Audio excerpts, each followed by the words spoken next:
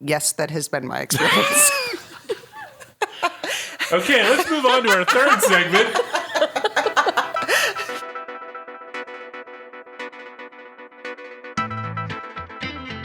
Welcome once again to Free Associations from the Boston University School of Public Health, the Public Health and Medical Journal Club podcast for anyone who is as confused by the latest health study as I am.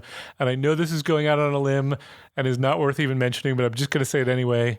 Shaving clubs? I listen to a lot of podcasts, and they advertise shaving clubs. Sounds like you are now, too. Why would I ever How much are we getting for that, men? Matt? Can we get our residual? That's a really good point. I didn't think about that. Don always used to throw in the ZipRecruiter, because ZipRecruiter's on every podcast. No, shave club. What? Who belongs to a shave club? And it's called a club, right? It's not like a catalog shaving service. Right. Or, so there's like a president. Yeah. And like a treasurer. Yeah, and you get a membership badge. How does this work? I don't know. Anyway, moving on. So I'm Matt Fox from the Departments of Epidemiology and Global Health, and I am here with Jen Ryder. Hello. And back with us this week is Jennifer Weuve. Hi there. Both from the Department of Epidemiology here at the BU School of Public Health, and we are, as always, in the Godly Studio. I don't know why I've always mentioned that. It just makes me feel like there's something historic about being in the Godly Studio. But this is a magical place. The things that you can do here in the Godly Studio are the things of dreams. So as a reminder, go ahead on over to the Population Health Exchange website, www.pophealthex.org. Phew. BU's Hub for Lifelong Learning, and also give us a rating on your iTunes or your Stitcher or your phone or whatever it is you use to contact the interwebs.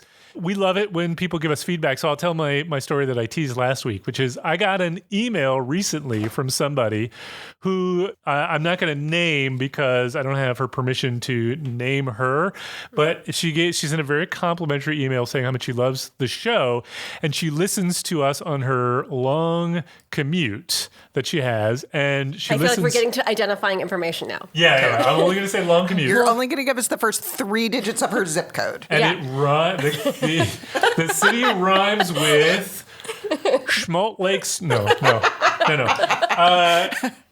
And she was saying how much she enjoys it. And for some reason, she pictures us in the car with her, but specifically in the backseat. We are in the backseat having a conversation. Like Wayne's World. A lot like Wayne's World. So I did write back to her and say how much I really appreciated it, but I did let her know that I get car sick in the back, so she either had to picture me in the front or she had to picture me throwing up. That was her choice, really. So thanks for, I guess that's the end of that, listener, Matt. Thank you. That is the end of that. But thank you, listener, who shall remain nameless in whatever city you rhyme with. So now on to the show. So today in our first segment, which is our Journal Club segment, we are going to look at a study on the impact of elective and non-elective C-sections on the risk of obesity in the offspring. And then in the second part of the podcast, which is our deep dive, we will talk about a paper on how bad statistical practices drive away the good ones, or do they? No, I added that, or do they? And then in our Amazing and Amusing, we'll get into some things that have made us laugh out loud, or I will tell you about the movies that make me cry on airplanes. Hint, anything with Vin Diesel in it just brings a tear to my eye. You think I'm kidding. I'm actually serious. There was a period of time when on planes, all I watched were the Fast and Furious movies, and they, for some reason, I got teary. I'm not proud There's of it, something but about it's true. Being on a plane that I think heightens emotional vulnerability. This was my Amazing and Amusing from a couple weeks ago, which isn't because you don't listen to the podcast every week. It's because that one hasn't come out yet. That's why you don't know about it. All right. I was about to once again say now onto the show, but I won't do that since we're already in the show. So let's go to segment 1. We're going to talk about an article that looked at the impact of elective versus non-elective C-sections and obesity published in PLOS Medicine. And it was entitled Elective and Non-Elective Cesarean Sections and Obesity Among Young Adult Male Offspring. And there's a particular reason that it was male offspring, and that's because the rest of the study title is a Swedish population-based cohort study that was using military conscription records. Yeah. Which I have to say, I had to look up the word conscription for reasons that go into the study because I thought maybe I didn't understand the word the way I did. Come back to that. So it's by first author Victor Ahlqvist of the Department of Global Health and Public Health Sciences at the Karolinska Institute in Stockholm, Sweden. So here are the headlines on this one. Medical Express says study debunks the notion that C-sections would increase risk of obesity in the child. Yahoo News says C-section births not linked to obesity in children.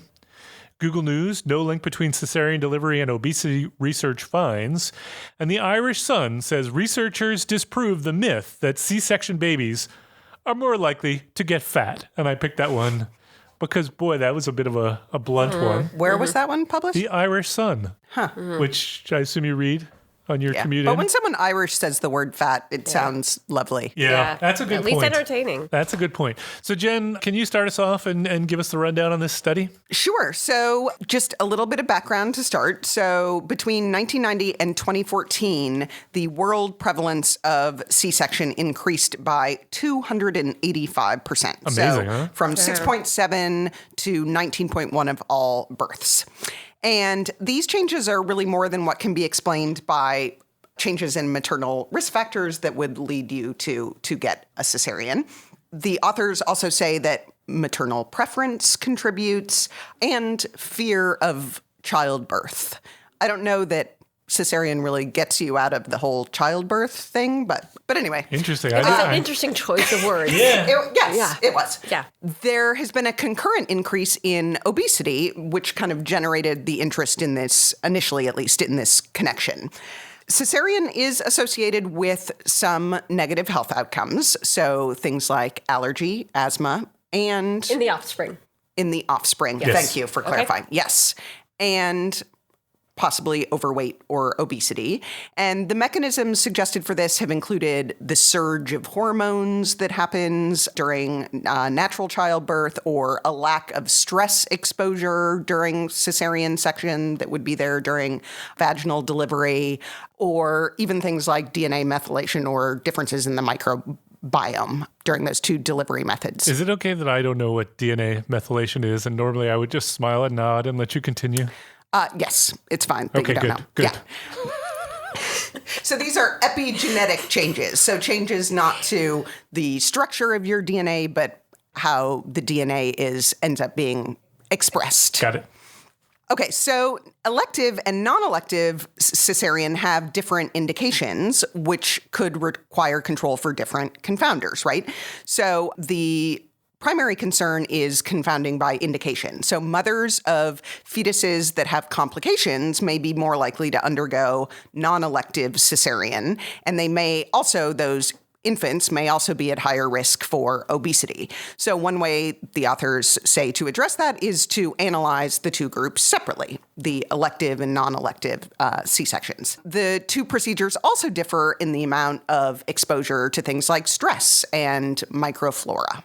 So the objective of this study was to evaluate the association between C-section and overweight obesity in the offspring, taking into account whether or not the C-section was elective or not. So they took advantage of the fact that conscription, so a military exam, was mandatory in Sweden for all males up to the age of 47 during their study period. And that was the part that confused me about conscription, because I would have assumed that if conscription simply meant military service, I would have thought that would be when you were, say, 18 or 21 or whatever it is. But I looked it up. It does, in fact, mean draft, essentially like being drafted into the military, right? Yes. And I think it was customary in Sweden for all males to go do some type of military service. Got it. And I think it was most common that they did it around the age of 18, but I think there were situations where maybe you would do that later. But you were kind of on the hook up to age 47 for this military service. And only chronic disease or severe handicap would lead to an exemption, and that required some sort of approval. So it did capture the male population at that time. They identified participants from the amazing Swedish population registries. So they used the Swedish Military Service Conscription Registry, the Swedish Medical Birth Register, the Multi-Generation Register, and different Swedish population and housing censuses. Sensei. Sensei. All from 1970 and 1990. And all of that can be accomplished because of the unique personal ID number in Sweden. And I have one, actually. Did you know that? Oh, I think I do. I have a Swedish I do as well. person number. Yeah, we're Swedes, Wait, man. you both have Swedish? What did I get myself into we here? live there. Yeah, And so if we went back to this is live how I in... have to find out on the podcast? Yeah, I wasn't even there that long, and Yeah, they but you gave can't it. do They gave it to anything. me. You can't do anything without one. Yeah, So you can't even get I reimbursed can. for giving a talk. Wait, what? What is happening? Okay. Okay, All right. so, you both have these. Okay. Yep. I want I'm one. also Swedish, I'm feeling left out. there's some perks. Yeah. There's some perks. Yeah. Membership has its privileges. So they identified 303,344 male singletons who were born between 1982 and 1987 from the Swedish Medical Birth Register.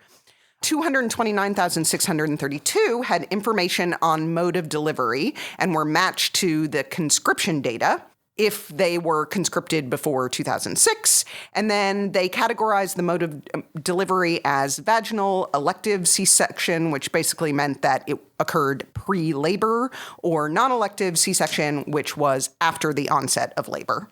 76,000 plus men were excluded due to missing information on height, weight, or other potential confounders, such as maternal BMI and smoking.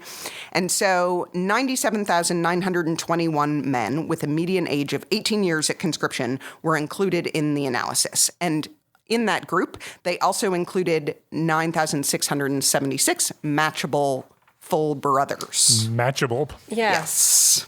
All of the height and weight measurements at conscription are done under the supervision of a nurse or physician, and that was used to determine the WHO BMO categories of underweight, normal BMI. weight.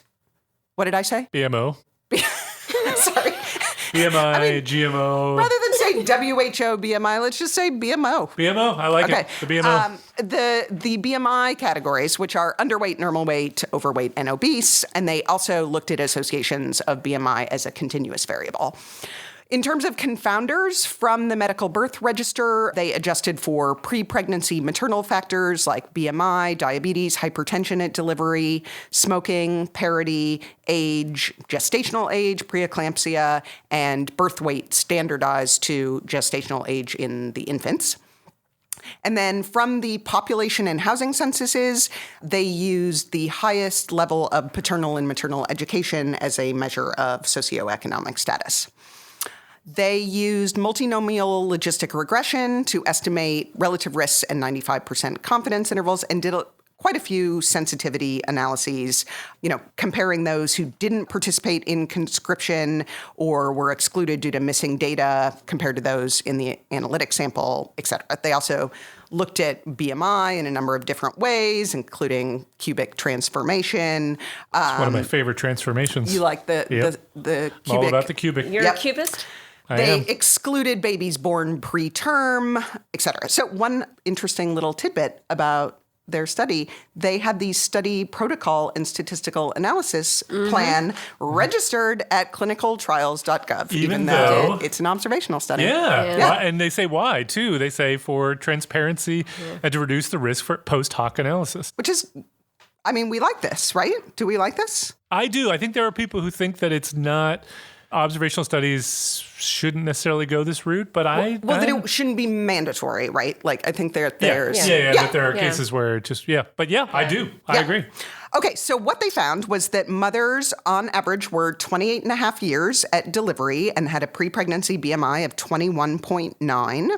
Just under 5% of the conscripts were obese, so 4.9%.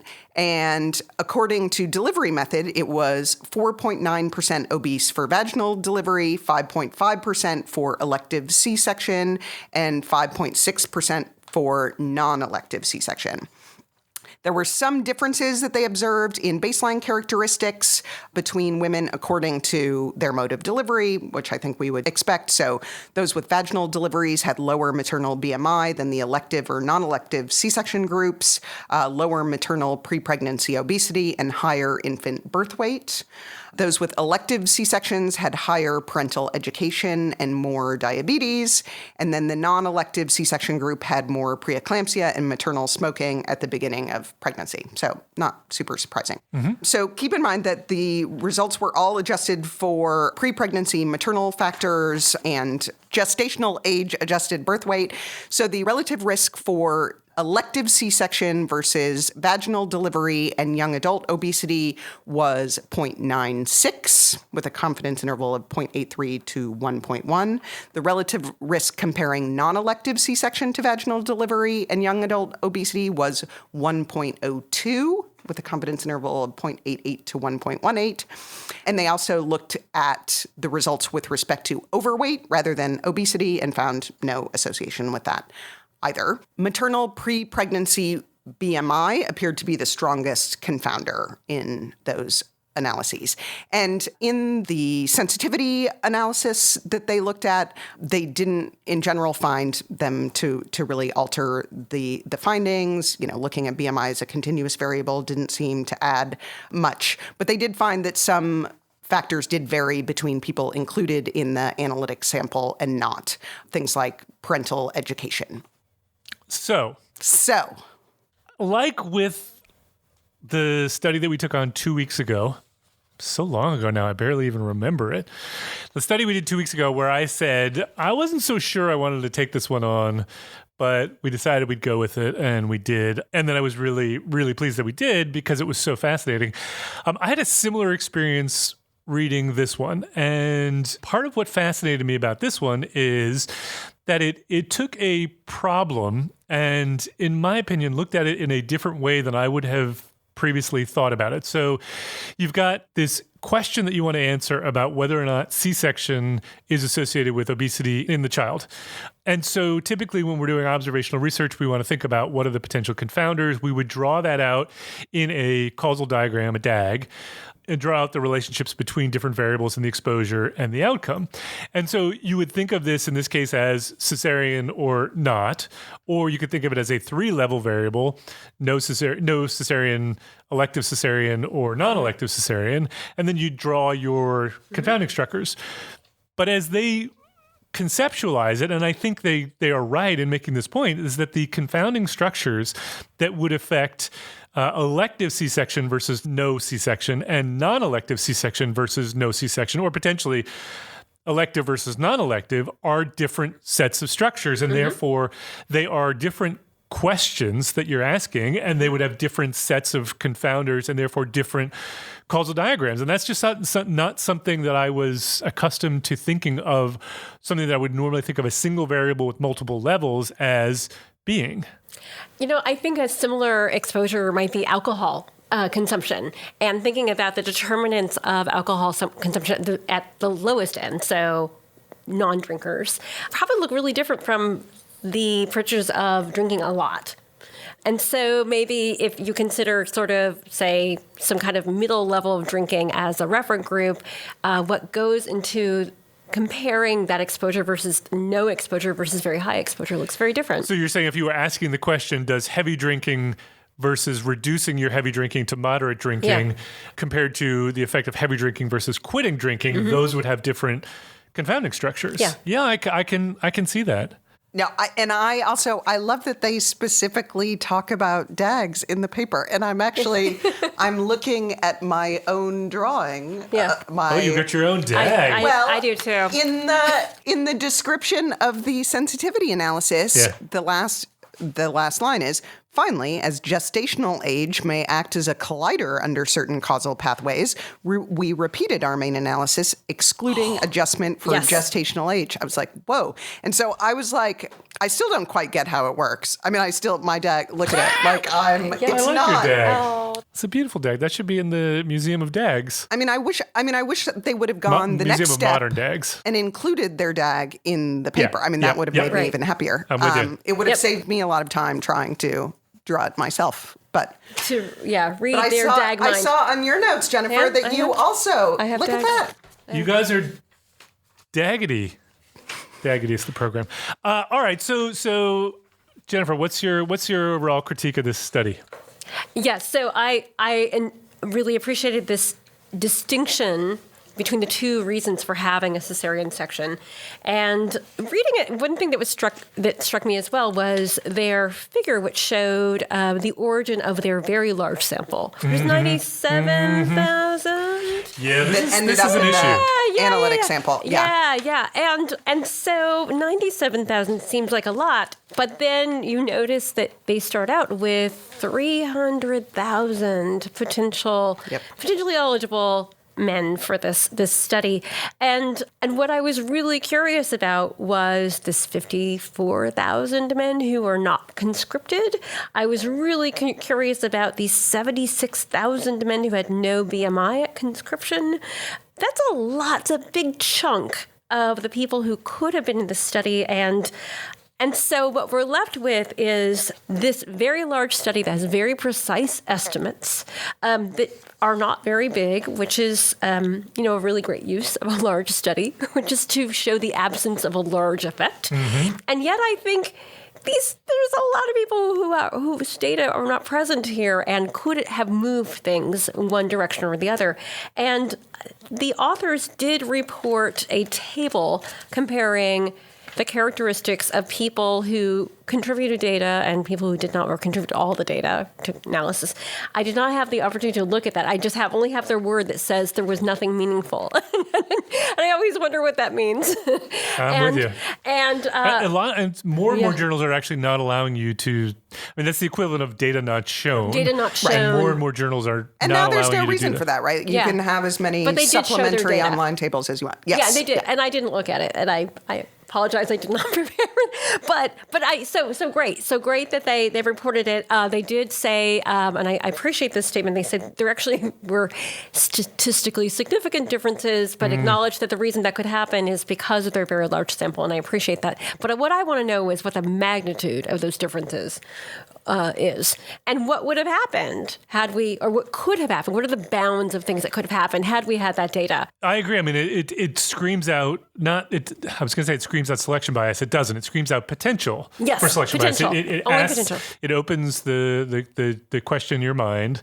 Mm-hmm. Do these factors that predict missingness also, cause us to have different exposure outcome relationships in the observed data than we would have had if we had all of the missing data. And to me that was the biggest problem I had with this study, was that you really are, as you say, down to it depends on where you mark it from, but at least half of the study participants who are eligible were excluded, maybe more depending on where you kind of draw the line and what you consider to be the eligible population. And I do think that could potentially be problematic and might explain why other studies have seen effects and they didn't. Jen, what's your take? So I agree that with something like conscription that really could be related to your outcomes. It seems like we should be a little bit concerned about the possibility of selection bias. And their results are a bit different from other published results. So interestingly enough, different from, so they lead in with this, they talk about the Yuan study, and they talk about the fact that the Yuan study had good confounder control, at least in their estimation. So their whole point here was they were going to do this in a big population with good confounder control. Why wouldn't they? But did that study separate elective and non-elective? No. So I think that was their additional, that was one of the main differences between that prior study. And then I think some of the other differences were that they were looking at, prior studies had looked at overweight and obesity in much younger children. So these, of course, were kids when they were 18. They're young adults. And in younger children, they had seen an association between C-section and overweight obesity, in infants. So that seems important also. Yeah. All right. So I want to talk a bit about mechanisms, because we I mean, I don't want to say we ignore it on this program, but we probably don't spend as much time talking about the specific proposed mechanisms as we probably should. Maybe I'm overstating that because we do talk about it. But I think as epidemiologists in general, we live in an era where we have access to so much data. It's very easy to just say, well, let's just look. Let's just see what happens if we look at this relationship. Now, this study was actually really careful, and that's getting into the registration of saying, we have a hypothesis, we're going to pre-register a hypothesis, and then we're going to test it, and good for them. Mm-hmm. But, a lot of epidemiologic research doesn't work that way. This was hypothesis-driven, but it's driven based on the following mechanism. The proposed mechanisms explaining the observed association between C-section and subsequent morbidity in the offspring include, but are not limited to, hormonal surge, lack of stress exposure, DNA methylation, and microflora transmission. So that feels like, could be pretty broad. Could be a whole lot of things. Yeah. Let's throw in inflammation.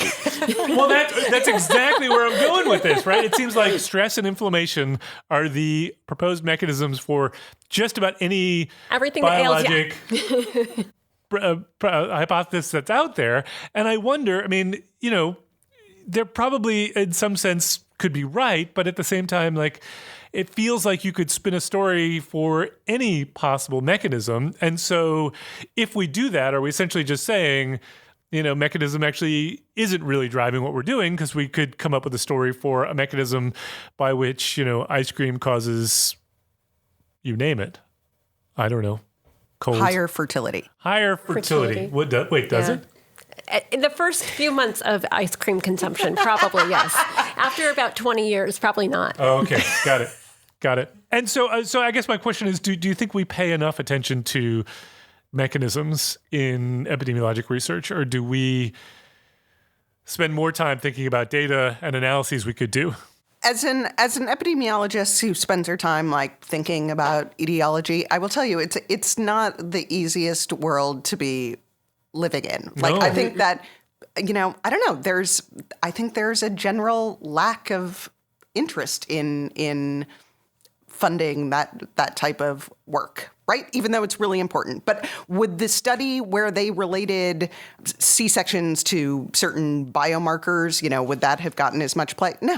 People want to look at the outcomes. So I don't know. So I think it's super important, but I'm not sure that's where people's interest lies right now. I think you're right. But doesn't it give us a more coherent story? Well, so in this case, they found no effect, right? But if they had found an effect, wouldn't it add to the strength of our understanding or our ability to believe in the effect if, in addition to showing an overall effect, they could show a mechanism by which that had occurred such that we would be more likely to believe it?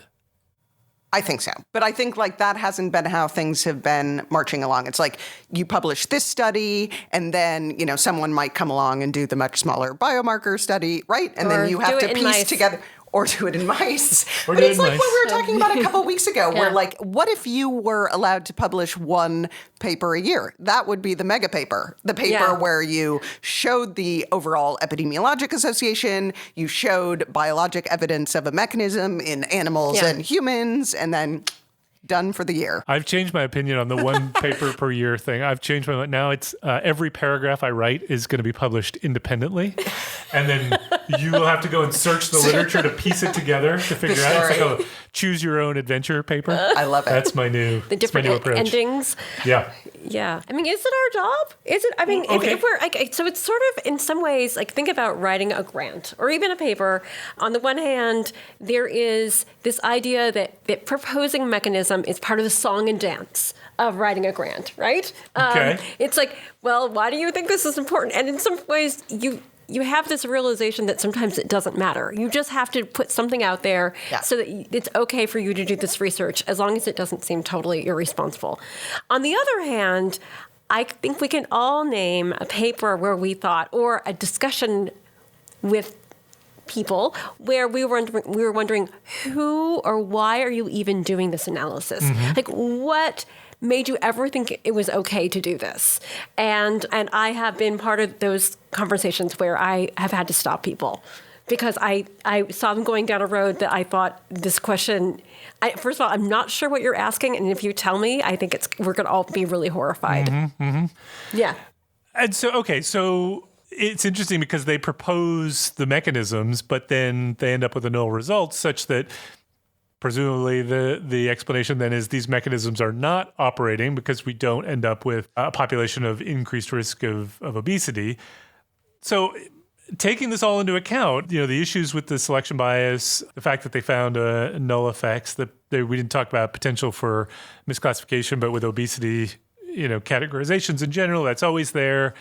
Do you buy the result? I mean, do you think there is truly no effect, as the headlines would have us believe, or are you need more information to be convinced? I think I probably need more information to be convinced. I mean, and I think the selection bias concern is the main concern that I'm left with. Can I tell you the one thing that comforts me on the selection bias though? Yeah. Like, I always think, okay, I read a paper, I'm concerned about selection bias going into it, and then I find a null result, and I think, well, what are the chances they got right to the null? There really was some effect, and it just got perfectly canceled out. I mean, no, I know they're not exactly on the null, but I was like, what are the chances? So maybe that makes it more likely to be true. I know that's a ridiculous way to go about life, but that is welcome to the mind of Because no one likes a null finding. No, well, no, I'm saying the null makes it more believable. Right. Yeah, oh, right. Yeah. So no one, right. Exactly. So they would, right. So that could never, oh, sorry. So I interrupted you. No. I was also just another window into the mind of Matt Fox. Normally we circulate these papers, but for some reason, these past couple episodes, you've circulated your highlighted version of the paper. You don't want to know. It's so interesting. Like, you will highlight something, and I'm like, Matt finds that interesting. Why? Okay. I had the same thing. Yes.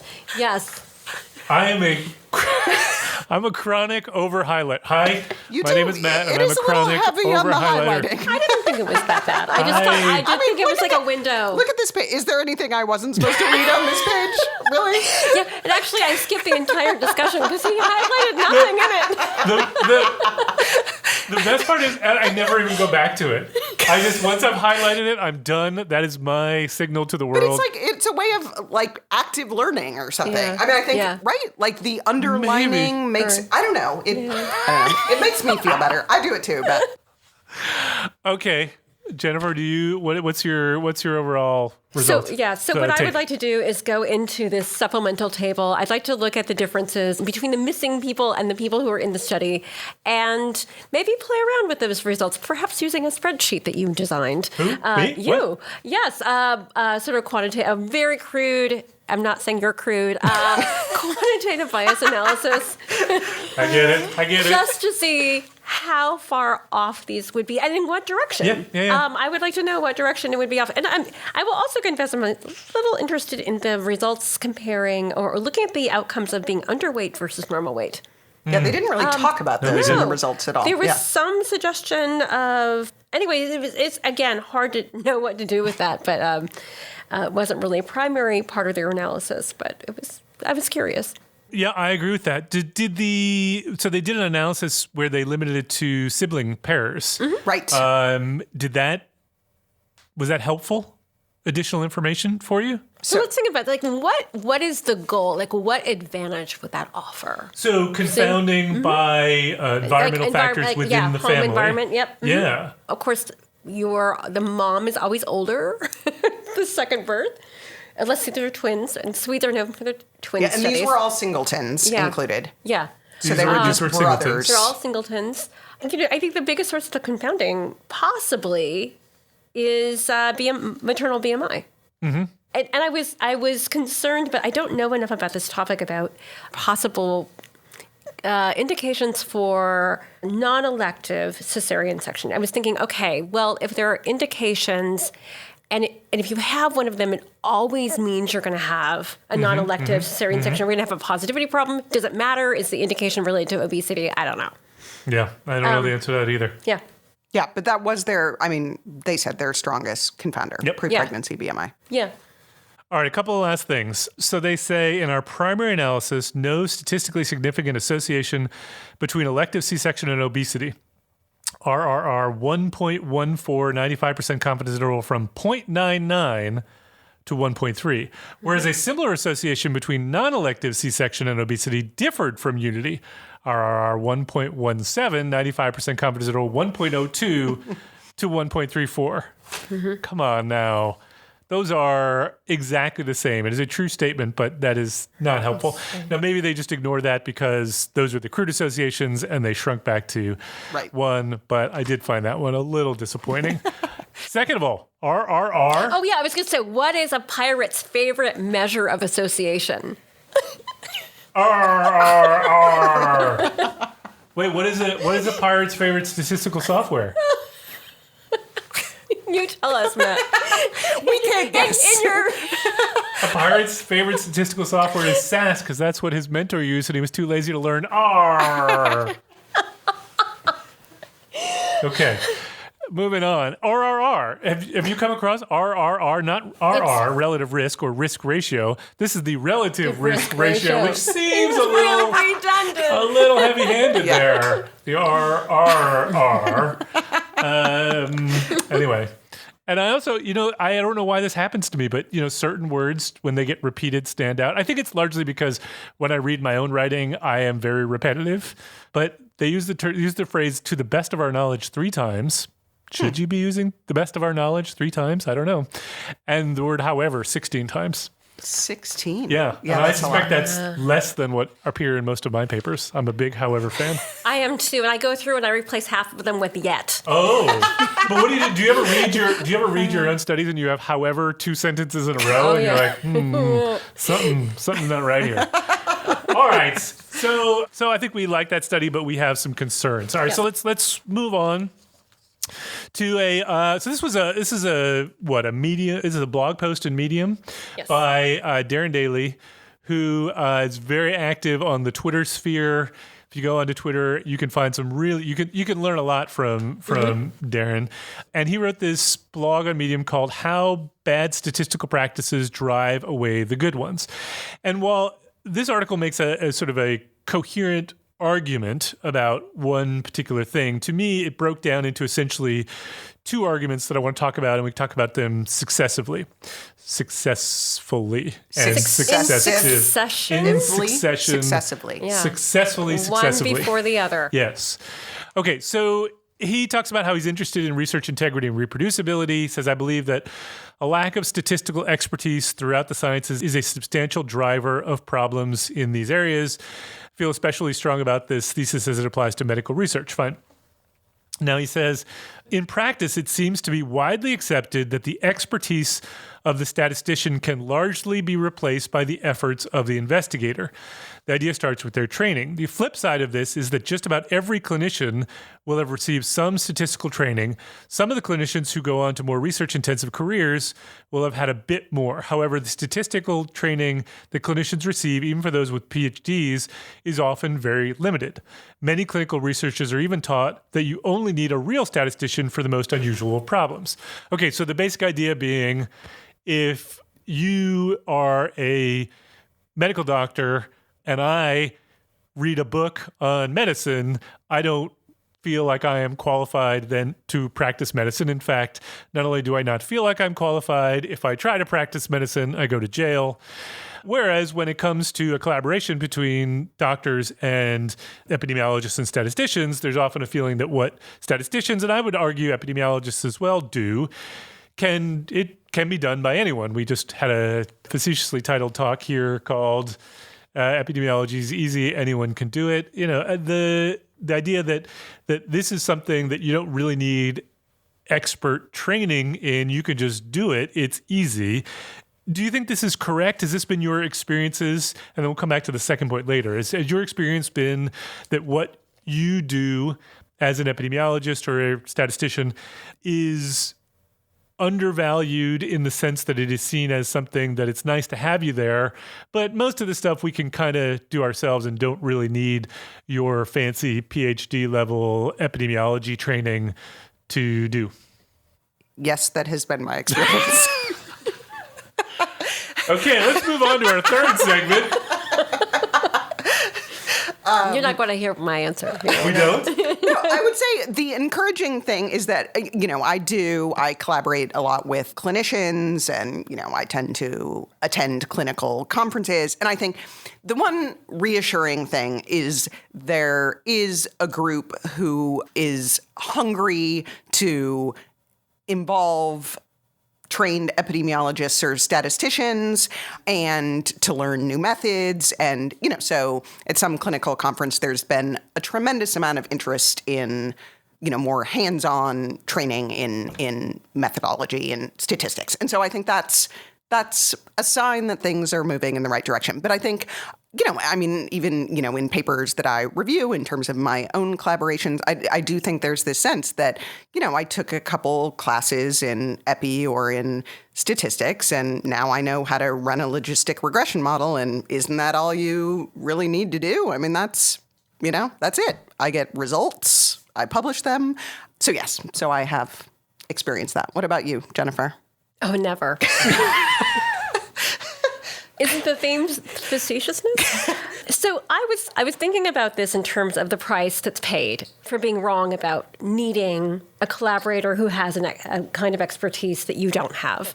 And I was thinking, okay, if we went out to practice medicine and I'm just going to say, I'm pretty sure, well, Matt, we've heard your confession. You're not a physician, and I believe you're not either. And we can ask Chris about his experiences. Yeah. So we would pay a pretty heavy price very quickly for trying to practice medicine with our level of knowledge. We might luck out a couple times. A broken clock is right twice a day. So, but if you're a clinician and you're wrong about your stats or your epi reasoning, you're not going to pay any price at all, so long as you keep publishing. Even though bad clinicians lead to bad outcomes in a patient, whereas bad medical research leads to bad outcomes in thousands of patients. Sure does. But there's not just like the Wall Street bank. I'm making these horrible sweeping analogies.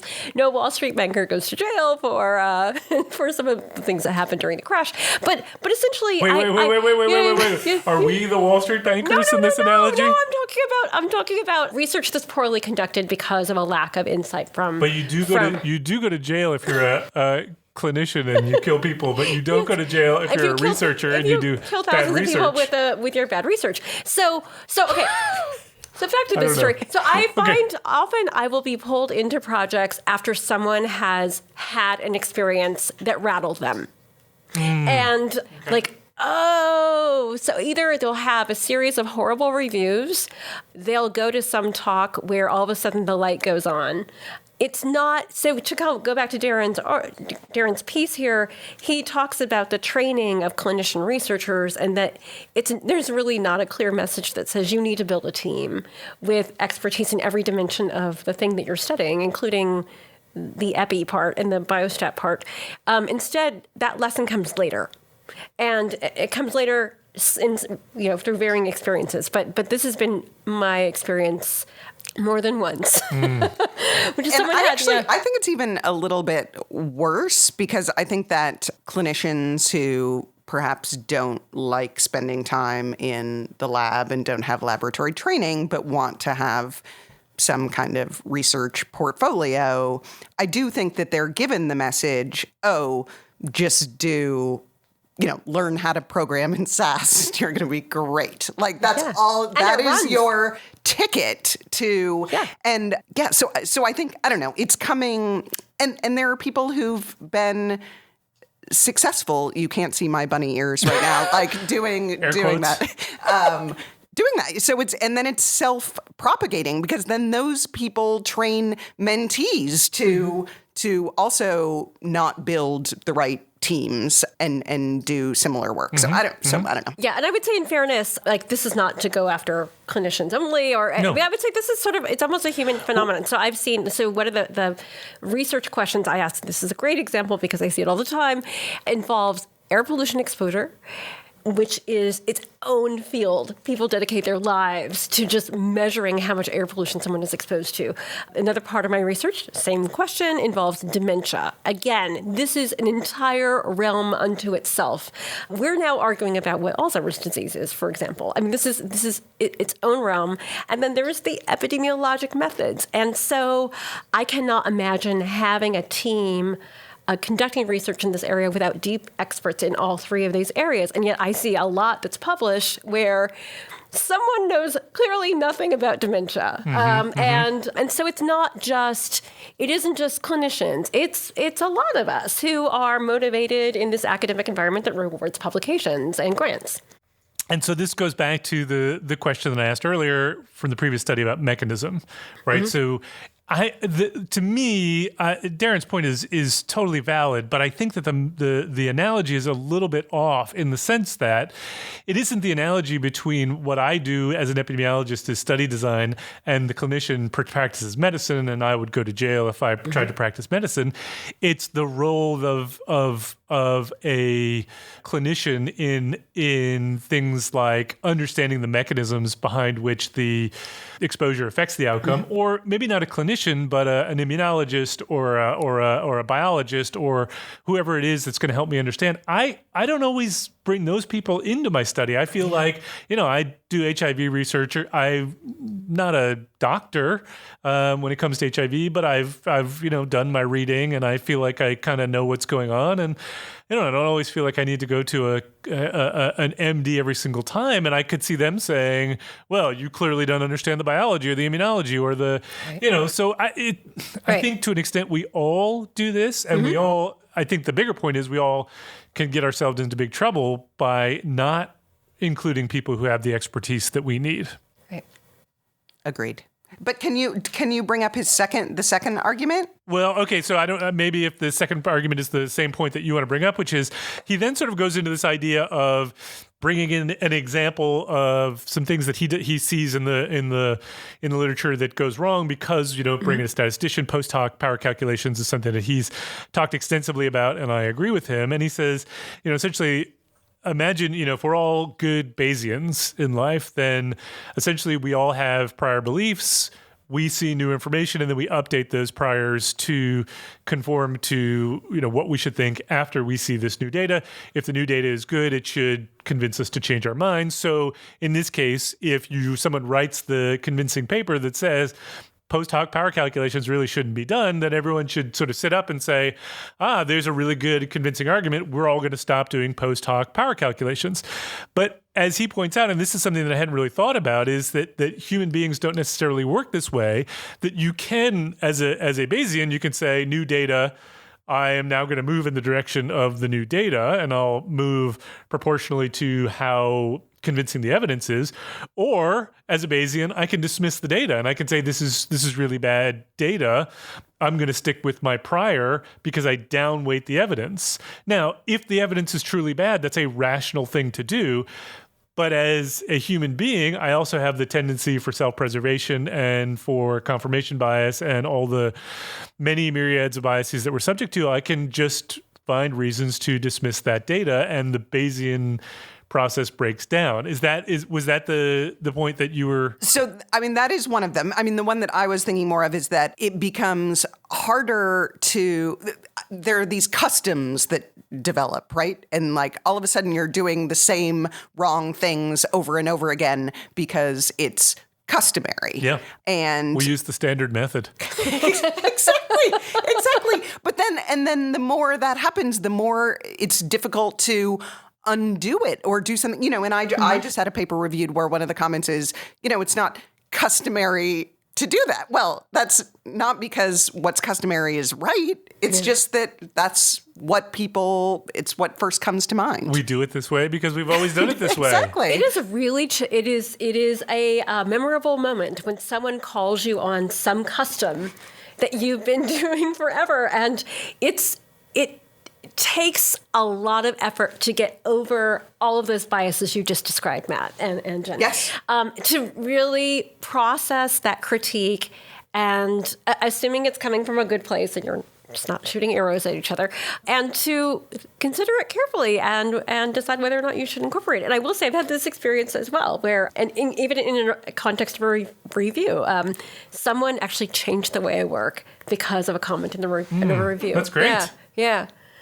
No, in my case, they were just wrong. Of course. No, that makes total That was sense. number 2, wasn't it? That makes total sense. All right. Well, any last thoughts before we move on? All right, let's go on to our amazing and amusing. I'm going to go first this time because mine's should be a pretty short one here. And this goes back a ways. It goes back to 2017, but I just thought I would bring it up again. Do you guys know neuroskeptic? Yes. Oh, so who or what is... That's all. I just know. Yeah, that. I don't really totally understand. I just know that if you Google neuroskeptic, you'll find the neuroskeptic blog. I don't know who this person is or what they are, but everyone seems to know of the neuroskeptic if you're in the psych neuro kind of world. Yeah. And often neuroskeptic is pointing out papers that make no sense or have mistakes. In this case, I assume it's a he, is doing exactly that, but I just, what's that? Why he? Why he? Yeah. Neuroskeptic? Why is it a he? What's masculine about that? I have no idea. Okay, you he, see, she. I am being skeptical here. Yeah, I think you should be. I think that's fair. I made an assumption that it's probably right. He or she. I'm sure there's an answer. I'm sure everyone else knows who this is. Pointed to a study that, while it, for all the reasons he's pointed out, is probably a bad study, it still both amused and horrified me that it ever got done. So the study, I actually found the actual study rather than just his version of it, was entitled, it was published in the European Journal of Nuclear Medicine and Molecular Imaging, I'm going to say, because I only have Nuc Med Mal Imaging. But I'm going to guess, since I don't read that one, by Dr. Chen, I'm just going to say, and colleagues who did this study in China. I think it was China. My memory on this is China, even though that's not what it's about. The title of the study is Neural Correlates of Popular Music Phenomenon, Evidence from Functional MRI and PET Imaging. And what they were interested in finding out was essentially about, like, does listening to music stimulate what are the pleasure centers in the brain? Why is it that we enjoy music so much? So they did these fMRI studies in college students in China. And what they did was they played them there was 15 volunteers, got 2 musical pieces played for them. One was Richard Kleiderman's piano piece, A Comme Amour. That was the light music control. And the intervention was Gangnam Style. And they wanted to know whether Gangnam Style changed your brain in different ways than did the light control, and they found that the Gangnam Style significantly increased fMRI bold signals in the bilateral superior temporal cortices, left cerebellum, left putamen, and right thalamus cortex. What does that mean? Yeah, exactly. Like, am I... Right. I mean, do I have permanent brain damage is what I want to know, because I have had to listen to Gangnam Style in the car with my 5-year-old so many times that we've had to officially ban it. Well, it's not in the study, but the answer to the question is yes. The answer... I thought it was that. Anyway, so okay, this reminded me of, do you both know Dessa? Dessa? Dessa. No, I don't know Dessa. Dessa is a rapper from, I just have to say, Minnesota, not that it matters. And she also wrote this really great memoir about the difficulty of breaking up. And so she had been with this person for a long time, on and off, and just had the worst time breaking up. And she wanted to figure out how to get rid of him, like quit thinking about him, get him out of her brain, wash that man right out of her hair. Please say Gangnam Style is the answer. So she ends up getting connected to some brain imagers, and one in particular, first to confirm that, in fact, this person is stuck in her head.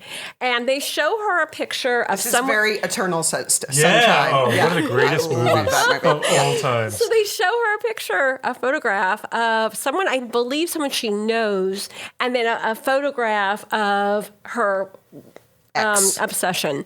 And they don't know which one is which, but she does. And they monitor what happens to her brain as she's viewing both. And in they fact, were blinded. Probably wasn't important to take that extra step. This is the story that ties everything together. Yep. Everything saying there's going to be a cesarean section in here somewhere. Go listen to the episode from 2 weeks ago, and you'll get that joke. Go ahead. So, in fact, her brain, she had a Gangnam Style reaction to the photo of her. I don't know if it'll be a Gangnam Style reaction, but okay, I get your point.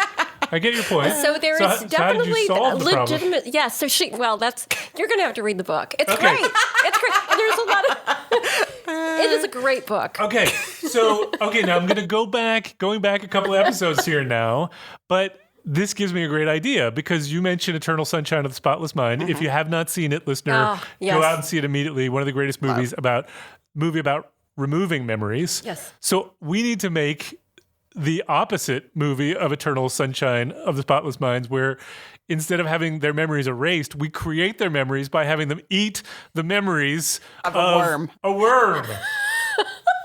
I think this is going to be the great, and we'll call it Eternal Worm Mind of the Spotless Sunshine.